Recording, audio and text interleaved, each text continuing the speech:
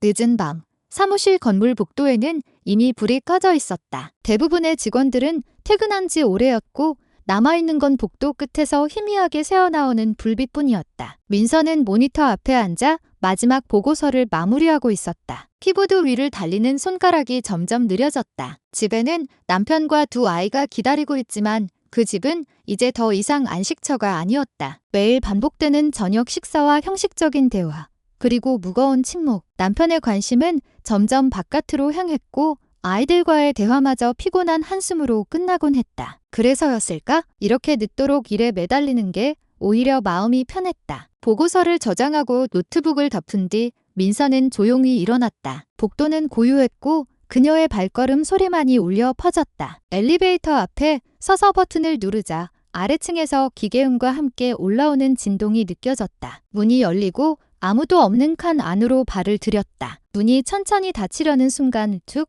하고 문이 멈췄다. 누군가가 손을 뻗어 막은 것이다. 그 틈으로 들어온 사람은 회사의 상무 한태진이었다. 50 중반쯤 된 그는 평소 단정한 모습으로 유명했지만 오늘은 상의 단추가 2개 풀려 있었고 넥타이도 느슨하게 메어져 있었다. 약간 흐트러진 모습이었지만 그 눈빛만은 여전히 깊고 따뜻했다. 늦게까지 남아 있었네요. 낮게 울리는 목소리가 좁은 공간을 채웠다. 민서는 짧게 웃으며 고개를 끄덕였다. 보고서 마무리하느라요.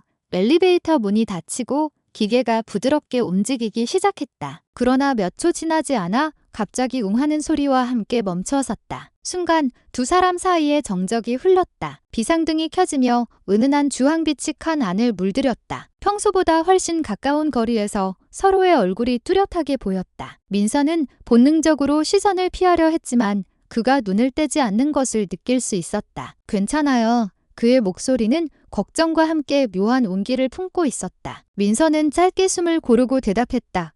네, 괜찮아요. 하지만 심장은 평소보다 빨리 뛰고 있었다. 답답한 공기 속에서 그의 체온이 묘하게 느껴졌다. 그 순간 민서는 자신이 결혼 생활 동안 한 번도 느껴본 적 없는 감정에 스치듯 닿았다. 설렘과 두려움, 그리고 설명할 수 없는 끌림. 태진은 벽에 기대어 한 손으로 이마를 문질렀다. 땀이 살짝 맺힌 손등에 긴 하루의 피로가 묻어 있었다. 오늘 회의에서도 많이 힘들어 보이던데. 괜찮은 줄 알았어요. 민서는 억지로 미소를 지었다. 괜찮아요.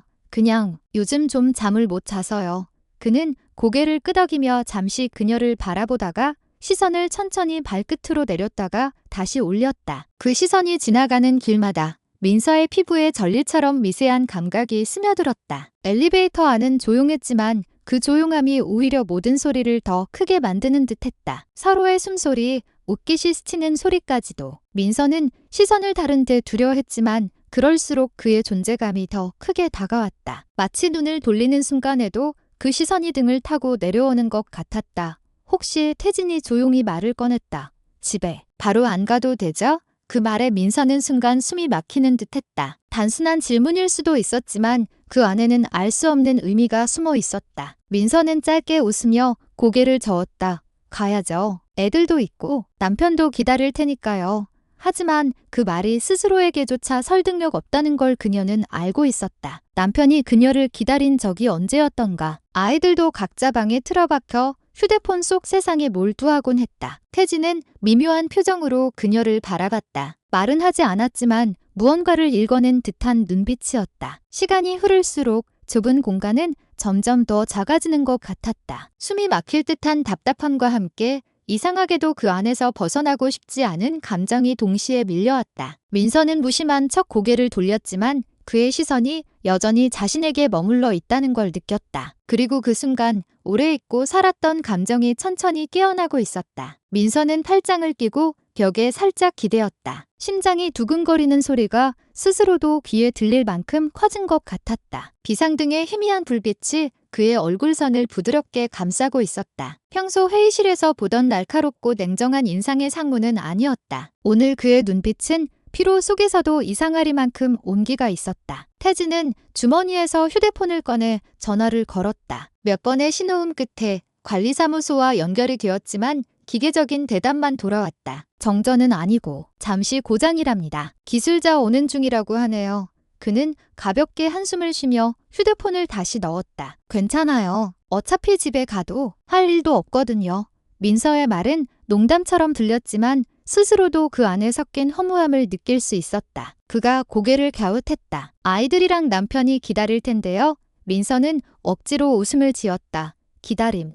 글쎄요. 요즘은 각자 바쁘니까요. 그 순간 민서의 눈동자가 살짝 흔들렸다. 태진은 그것을 놓치지 않았다. 엘리베이터 안의 공기는 점점 더 무거워졌다. 두 사람 사이의 거리가 그대로인데도 몸이 서로의 온기를 인식하고 있었다. 불빛은 은은했지만 그 빛이 만들어낸 그림자가 벽에 길게 드리워져 마치 둘만의 공간을 더 깊게 감싸는 듯했다. 태진이 조심스럽게 입을 열었다. 민서 씨, 요즘 많이 힘들죠? 그의 목소리는 낮았지만 단호했다. 마치 이미 답을 알고 묻는 듯한 어조였다. 민서는 대답 대신 작게 숨을 내쉬었다. 말로 하면 무너져버릴 것 같았다. 집에서의 공허한 저녁, 남편의 무심한 시선, 아이들의 닫힌 방문, 그런 나날들이 머릿속을 스쳤다. 그는 잠시 그녀를 바라보다가 조심스럽게 한 발 다가섰다. 혹시 그가 말을 잇지 않자 민서의 시선이 그의 눈에 닿았다. 누군가 들어줄 사람이 필요하면 제가 있잖아요. 민서는 순간 웃음이 나왔다. 하지만 그 웃음은 오래가지 않았다. 상무님은 왜 이렇게 잘 아세요? 보면 알죠. 나도 그런 시간을 오래 겪어봤으니까. 그 말에 민서는 고개를 들었다. 그는 잠시 시선을 허공에 두더니 부드럽게 웃었다. 결혼 생활이 길어지면 누구나 다 비슷해집니다. 엘리베이터 안은 다시 고요해졌다. 그러나 이번에는 어색함이 아닌 묘한 친밀감이 감돌았다. 민서는 자신도 모르게 그의 옆에 조금 더 다가섰다. 무언가를 바라는 건 아니었지만 그가 가까이에 있다는 사실이 이상하게 안심이 됐다. 그의 억대에서 은은한 비누향과 함께 하루의 끝에서만 나는 피곤한 체온이 느껴졌다. 그 온기가 민서의 마음속 깊숙한 곳에 스며드는 듯했다. 혹시 태진이 조심스럽게 말을 꺼냈다. 민서 씨, 집 말고 다른 데서 쉬고 싶은 적 없어요.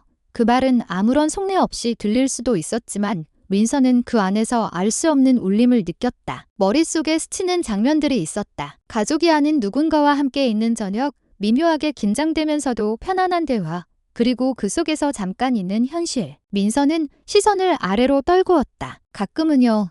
그의 눈빛이 순간 부드럽게 변했다. 엘리베이터 벽면에 비친 두 사람의 모습은 마치 오래전부터 알고 지낸 사람처럼 가까워 보였다. 그때 경미한 진동과 함께 천장에서 무전기 소리가 들렸다. 안에 계신 분들 곧 복구됩니다. 조금만 기다려주세요. 민서는 짧게 한숨을 내쉬었다. 곧 풀리나 봐요. 태진은 고개를 끄덕였지만 그 눈빛에는 아쉬움이 스쳐갔다. 짧았지만 깊었던 이 고립의 순간이 끝나간다는 사실이 이상하게 허전하게 느껴졌다. 민서도 마찬가지였다. 집으로 돌아가면 다시 반복될 일상. 하지만 이 좁은 엘리베이터 안에서 잠시나마 그녀는 다른 세상에 있었던 것 같았다. 그 순간 아주 조심스럽게 태진의 손등이 그녀의 손끝에 스쳤다. 우연인 척했지만 그 미세한 접촉은 전혀 의원 같지 않았다. 민서는 순간적으로 숨이 막혔다. 그의 손길은 단 몇 초였지만 그 안에 담긴 온기는 너무도 선명했다. 민서는 천천히 고개를 들어 그의 눈을 바라봤다. 그곳에는 말로는 설명할 수 없는 하지만 분명한 무언가가 있었다. 그리고 그때 엘리베이터가 다시 움직이기 시작했다. 엘리베이터 문이 부드러운 소리를 내며 열렸다. 복도의 형광등 불빛이 눈앞에 퍼졌지만 방금 전까지의 주황빛 안에서 느꼈던 공기와는 완전히 달랐다. 밝아진 시야 속에서 민서는 순간 현실로 돌아온 듯한 기분이 들었다. 하지만 손끝에 남아있는 미묘한 감촉은 여전히 생생했다. 태진은 먼저 한 발 내디디며 손짓으로 그녀를 안내했다. 먼저 나가세요. 민서는 작게 고개를 끄덕이며 발을 옮겼다. 문이 닫히기 전 그 안에 갇혀있던 온기와 묘한 긴장감이 서서히 뒤로 사라졌다. 복도는 고요했다. 야근을 마치고 가는 사람도 경비원도 보이지 않았다. 민서는 가방을 어깨에 걸친 채 잠시 멈춰섰다. 이제 집에 가야겠네요. 그 말이 스스로에게조차 건조하게 들렸다. 태진이 시계를 슬쩍 보았다. 벌써 10시가 넘었네요. 이렇게 늦었는데 그냥 바로 가기 아쉽지 않아요. 그의 말투는 평범했지만 눈빛은 그렇지 않았다. 민서는 잠시 그를 바라보다가 대답 대신 작은 미소를 지었다. 아쉽긴 하죠. 그 순간 태진이 주머니에서 차키를 꺼냈다. 근처에 조용한 카페 하나 아는데 11시까지 해요. 커피라도 한 잔. 민서는 잠깐 망설였다. 집에 가면 아이들은 이미 잠들어 있을 것이고 남편은 텔레비전 앞에서 무심하게 리모컨을 눌러대고 있을 게 뻔했다. 그런 저녁이라면 잠시 길을 돌아가는 것도 나쁘지 않았다. 좋아요. 그 한마디가 입술을 떠나는 순간 민서는 스스로도 놀랐다. 지하 주차장에서 그의 차에 오르자 부드러운 가죽 시트 냄새와 은은한 향수가 섞인 공기가 퍼졌다. 차 안은 조용했고 창밖으로는 가끔 스쳐 지나가는 가로등 불빛이 흐릿하게 차 안을 물들였다. 오늘은 정말 예상 못했네요. 민서가 창밖을 보며 말했다. 뭐요? 엘리베이터에 갇히는 거요. 태진은 낮게 웃었다. 저도요? 하지만 덕분에 민서 씨를 좀 더 알게 된 것 같네요. 그 말에 민서는 고개를 돌려 그의 옆 얼굴을 바라봤다. 밤의 그림자가 그의 턱선을 더 깊게 만들고 있었다. 카페는 한적한 골목 끝에 있었다. 따뜻한 노란 조명이 창가를 비추고 있었고 유리 너머로는 몇 개의 빈 테이블만 보였다. 문을 열자 은은한 커피 향이 공기를 채웠다. 둘은 구석 창가 자리에 앉았다. 창밖으로는 인적이 드문 골목과 희미한 가로등이 보였다. 태진이 먼저 주문한 아메리카노 2잔이 테이블에 놓였다. 김이 피어오르는 잔을 손으로 감싸주자 그 온기가 손끝에서 전해졌다. 민서 씨는 부가 잠시 말을 멈췄다. 지금 행복해요. 그 질문은 너무 직설적이어서 민서는 순간 숨이 막혔다. 웃어넘기려 했지만 그 시선이 너무 진지했다. 행복이 뭔지 잘 모르겠어요. 목소리가 작게 떨렸다. 태진은 고개를 끄덕이며 커피를 한 모금 마셨다. 저도 그래요. 그래서 가끔은 다른 누군가의 온기가 필요하죠. 그의 말은 마치 오래 숨겨둔 진심처럼 들렸다. 민서는 잔을 내려놓고 창밖을 바라봤다. 창에 비친 자신의 얼굴은 어딘가 낯설었다. 그동안 일과 집 사이에서만 살아온 여자가 아니라 지금은 누군가의 눈 속에 비친 여자가 되어 있었다. 대화는 오래 이어졌다. 회사 이야기, 취미, 그리고 서로의 가족에 대한 조심스러운 언급. 시간이 흐를수록 서로의 목소리가 낮아지고 간격이 좁아졌다. 테이블 너머로 손이 스칠 때마다 민서의 심장은 더 빠르게 뛰었다. 11시가 가까워지자 카페 안에 남은 손님은 둘뿐이었다. 직원이 슬쩍 마감을 준비하는 기색을 보이자 태진이 자리에서 일어났다. 바람 좀 쐬고 갈래요? 카페를 나서니 밤 공기가 살짝 차가웠다. 골목 끝까지 천천히 걸으며 대화는 이어졌다. 말이 끊기는 순간에도 묘한 편안함이 흐르고 있었다. 그리고 골목 모퉁이를 돌았을 때 그가 잠시 걸음을 멈추고 민서를 바라봤다. 민서 씨, 그 부르는 소리에 그녀는 고개를 들었다. 순간 그가 아주 천천히 손을 들어 그녀의 머리카락 한 오를기 뒤로 넘겼다. 손끝이 귓불을 스치고 그 온기가 피부에 남았다. 민서는 한 걸음도 움직일 수 없었다. 그의 눈빛 속에서 무언가가 흔들리고 있었다. 단순한 호의가 아니라 그 이상인 감정이 분명했다. 그날 밤 민서는 집 앞까지 데려다 주겠다는 그의 제안을 받았다. 차 안으로 돌아가는 길은 말없이 걸었다. 그러나 그 침묵 속에는 수많은 말들이 숨어 있었다. 집 앞 골목에 다다랐을 때 그는 차를 멈췄다. 오늘 잘 자요. 그 짧은 인사가 이상하리만큼 깊게 울렸다. 민서는 차에서 내려 천천히 현관으로 걸어갔다. 문 앞에 서서 돌아보니 그의 차가 아직 그 자리에 있었다. 그리고 그 순간 민서는 알았다. 이 관계가 단순히 우연한 엘리베이터 고장으로 끝나지 않을 거라는 걸. 아침에 눈을 떴을 때 방 안은 고요했지만 마음은 이상하게 어지러웠다. 커튼 사이로 스며드는 빛이 하얗게 번지고 부엌 쪽에서 식탁 의자가 끄는 소리가 났다. 아이들이 우유를 따르는 소리, 남편이 컵을 찾는 소리, 언제나와 다르지 않은 아침의 풍경. 그런데 그 모든 소리가 유리벽 저편에서 나는 것처럼 멀게 느껴졌다. 전날 밤 집 앞 골목에서 차 창문 너머로 스친 눈빛과 인사가 떠올랐다. 그 한마디가 어쩌면 삶 전체의 균열처럼 깊게 파고들어 있었다. 휴대폰 화면에는 늦은 밤에 온 간단한 메시지가 남아 있었다. 잘 들어갔죠? 다음 문장을 쓰려다 지웠을 그의 호흡이 상상되었다. 답장을 쓰려다 여러 번 지우고 결국 네, 감사합니다 라는 무난한 문장만 남겼다. 그 짧은 글자를 보내고 나서도 한동안 화면을 바라보았다. 전송 표시 옆에 작은 말풍선이 흔들리다가 멈췄다. 출근길 엘리베이터 앞에 섰을 때 손끝이 미세하게 떨렸다. 문이 열리고 사람들이 밀려들었다. 전날처럼 멈추지 않고 매끈하게 내려가는 금속 상자 안에서 내 어제의 심장이 혼자 다시 뛰기 시작했다. 도착층이 울리고 문이 열렸을 때 멀리 복도 끝에서 그가 걸어오는 모습이 보였다. 평소처럼 단정한 수트, 하지만 표정 저편에 어젯밤의 침묵이 얇게 겹쳐져 있었다. 서로 스쳐 지나는 순간 아무 말도 하지 않았지만 인사보다 선명한 감정이 오갔다. 오전 회의는 길었다. 숫자와 그래프, 제출 일정과 리스크 관리. 태진은 언제나처럼 침착했고 핵심만 짚어냈다. 그의 목소리를 들을 때마다 녹음된 음성을 듣는 것 같았다. 그런데 발표 슬라이드가 넘어갈 때 그의 시야가 살짝 흔들리며 내 쪽으로 스치고 지나갔다. 아주 짧은 순간이었지만 나만 알아챌 수 있을 만큼 느렸고 분명했다. 그 순간 내 안에 있던 어떤 문이 다시 열렸다. 점심시간이 한참 지난 오후 메일함으로 회의 메모가 도착했다. 말미에 짤막한 개인 메모가 붙어 있었다. 오늘 마감 후 옥상 정원에서 보고서 보안 이야기 잠시 할 수 있을까요?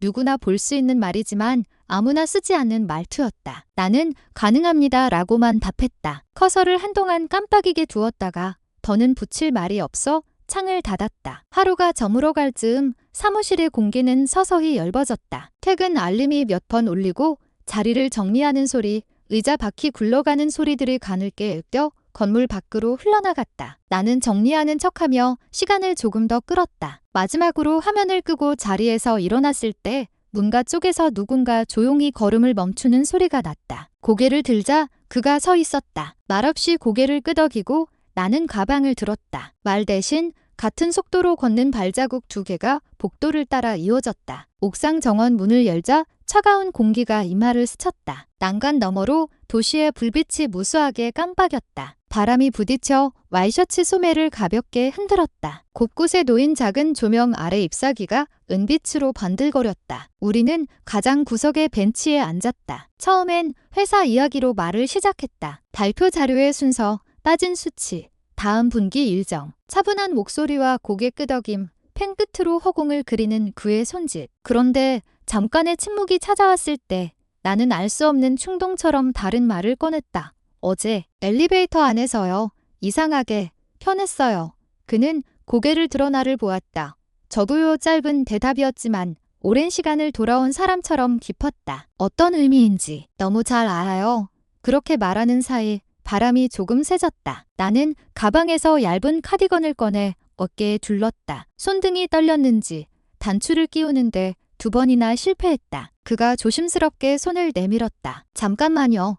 따뜻한 손끝이 단추 구멍을 찾아 조용히 맞췄다. 감정이 크게 요동치지 않으려 애쓰며 숨을 고르는 사이 그의 손이 아주 천천히 물러났다. 손이 떨어져 나간 자리에서 이상하게 공기가 비었다. 민서 씨, 그가 낮게 말했다. 사람이 견디는 방식이 있잖아요. 어떤 사람은 잊기로 하고 어떤 사람은 더 열심히 하기로 하고 저는 오랫동안 괜찮은 척하기를 택했거든요. 그런데 어제 잠깐 제 방식이 틀렸을 수도 있겠다고 생각했어요. 말끝이 무심하게 떨어졌지만 그 안에 있는 시간이 오래된 것 같았다. 나는 대답 대신 난간 너머 아래를 보았다. 신호등이 바뀌고 작은 사람이 건널목을 건넜다. 오래된 내 결혼 생활이 떠올랐다. 처음엔 모든 것이 선명했다. 남편의 목소리, 아이들의 웃음, 식탁이 따끈한 접시. 그런데 시간이 지나면서 색이 빠져나갔고 말들이 모서리를 잃었다. 남편은 피곤했고 아이들은 자랐고 나는 자리를 지켰다. 누구의 잘못도 아닌 것 같은데 내가 조금씩 사라지는 기분이 들었다. 나는 조심히 말을 골랐다. 그냥 누가 내 말을 끝까지 듣는 것만으로도 살 것 같았어요. 엘리베이터에서 상무님이 제 숨소리를 듣고 있다는 느낌이 들었거든요. 이상하죠? 그런데 그게 너무 오래 기다렸던 일이었어요. 그는 잠시 내 얼굴을 바라보았다. 눈빛이 조용히 떨렸다. 이상하지 않아요. 그리고 아주 조심스럽게 내 이름을 처음으로 불렀다.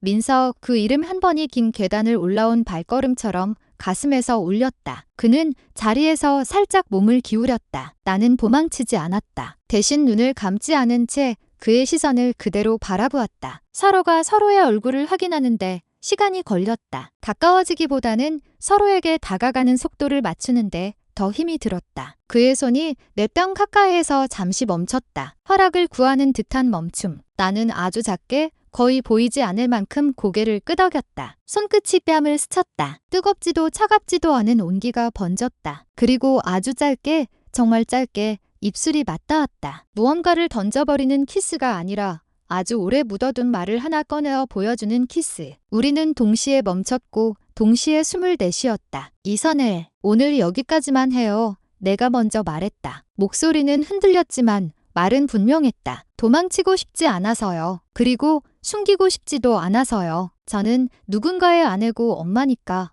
하지만 그 말 하나로 내가 누구인지 다 설명되진 않으니까요. 그는 고개를 끄덕였다. 고맙습니다. 이렇게 말해줘서. 한동안 우리는 아무 말도 하지 않았다. 바람이 소리를 대신했다. 먼 곳에서 사이렌이 짧게 지나갔다. 도시가 밤을 정리하는 동안 나는 내 마음을 정리하려 애썼다. 오늘 여기서 모든 것을 결정할 수는 없었다. 다만 더 이상 아무것도 느끼지 않는 척하며 하루를 지나치지 않기로 했다. 나를 살아있게 하는 것이 무엇인지, 잃어버린 것을 되찾을 수 있는지, 혹은 새로 시작해야 하는지 그것만은 외면하지 않기로. 우리는 자리에서 일어났다. 옥상 문으로 돌아가기 전 그는 마치 습관처럼 내 옷깃을 한 번 더 살폈다. 바람이 좀 차네요. 조심히 가요. 상무님도요. 서로의 이름을 부르지 않으면 관계가 흐려질 것 같고 이름을 부르면 너무 또렷해질 것 같았다. 그 중간 어딘가에서 우리는 적당한 거리를 찾고 있었다. 엘리베이터 앞에 섰을 때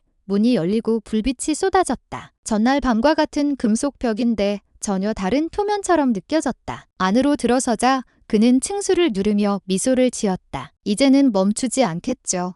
나는 대답하지 않았다. 대신 버튼 위에 올려진 그의 손등을 잠깐 바라보았다. 어제 내 손끝이 닿았던 그곳. 문이 닫히고 내려가는 동안 우리의 그림자가 나란히 벽에 붙었다. 닿지 않았지만 멀지도 않은 거리. 1층 안내 데스크 앞에서 우리는 서로 다른 방향으로 걸음을 옮겼다. 나는 지하 주차장으로 내려가지 않았다. 대신 건물 밖으로 나가 바람을 맞았다. 도로를 건너는 동안 신호등이 깜빡였다. 파란빛이 꺼지기 직전 뛰어가던 예전과 달리 나는 천천히 걸었다. 서둘러 도착해야 할 곳이 어쩌면 지금은 없을지도 모른다고 처음으로 인정해버린 밤이었다. 집에 도착했을 때 거실은 어두웠다. 남편은 침실에서 자고 있는지 소리 하나 들리지 않았다. 아이들 방 문틈으로 희미한 스탠드 불빛이 새어나왔다. 나는 부엌에 서서 냉장고 문을 열었다 닫았다. 물 한 잔을 마시고 나서 식탁에 앉아 휴대폰을 켰다. 빈 메모장에 손가락을 올렸다. 무엇을 써야 할지 알 수 없었지만 쓰지 않으면 오늘의 내가 내일의 내가 될 것 같았다. 나는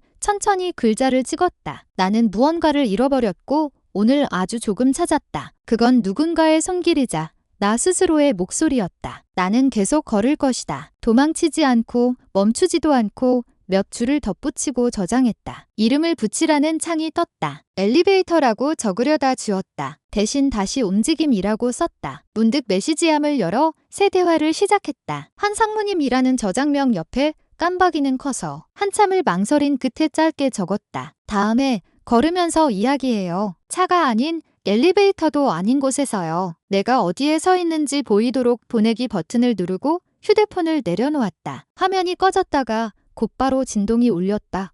좋아요. 시간이 괜찮을 때 알려주세요. 저는 기다릴 수 있어요. 나는 것을 불을 켜지 않고 소파에 앉았다. 창밖에서 바람이 커튼을 미세하게 흔들었다. 캄캄한 방 안에서 나는 내 호흡을 세었다. 하나, 둘, 셋. 숫자가 어느 정도 올라가자 마음이 조금 가벼워졌다. 오늘 밤 우리는 아무것도 약속하지 않았고 동시에 많은 것을 약속했다. 욕망을 서둘러 붙잡지 않았고 그렇다고 외면하지도 않았다. 서로를 하나의 사람으로 보려는 약속, 그 가벼운 약속이 묘하게 무거워서 나는 오히려 안심이 되었다. 침실 문을 열었을 때 남편은 등을 돌린 채 자고 있었다. 예전엔 그 등 뒤가 너무 멀어 보여 울었던 적이 있다. 오늘 밤의 그 등은 여전히 멀었지만 나는 울지 않았다. 대신 방 구석에 놓인 작은 가습기에 물을 채우고 조용히 이불을 끌어당겼다. 내일 아침이면 다시 도시가 움직일 것이다. 회사의 베일함이 차고 회의가 열리고 점심시간에 사람들이 줄을 설 것이다. 그 모든 움직임 속에 나 역시 움직일 것이다. 어쩌면 아주 작은 각도로 방향을 바꾸어 잠이 들기 전 마지막으로 떠오른 것은 어젯밤과 오늘의 엘리베이터였다. 하나는 멈췄고 하나는 멈추지 않았다. 나는 그 둘 사이 어딘가에 서 있었다. 내 삶을 멈추게 했던 것과 다시 움직이게 한 것 사이. 눈을 감자 철문이 부드럽게 닫히는 소리와 함께 숫자가 바뀌는 이미지가 마음속에서 올라왔다. 위로 가는 화살표. 깜박이는 조그만 삼각형이 깊은 어둠 속에서 또렷해졌다. 다음 날 아침 거울 앞에서 나는 립스틱을 가볍게 바르고 멈췄다. 색이 조금 진했다. 지우려다가 그대로 두었다. 복도 끝 엘리베이터 앞에 섰을 때 발걸음이 서두르지 않도록 일부러 천천히 숨을 들이켰다. 문이 열리고 나는 안으로 들어섰다. 손가락이 버튼 위에 머무는 사이 누군가가 옆에 섰다. 고개를 돌리지 않아도 누구인지 알 수 있었다. 좋은 아침이에요. 그의 인사는 조용했지만 선명했다. 좋은 아침입니다. 나도 모르게 미소를 지었다. 문이 닫히고 엘리베이터는 부드럽게 움직였다. 멈추지 않았다. 어제와 오늘 그리고 내일도 그 작은 상자 안에서 나는 처음으로 스스로에게 말했다. 지금 나는 내려가는 중이 아니라 올라가는 중이라고. 아주 느리고 조심스럽게 그러나 분명히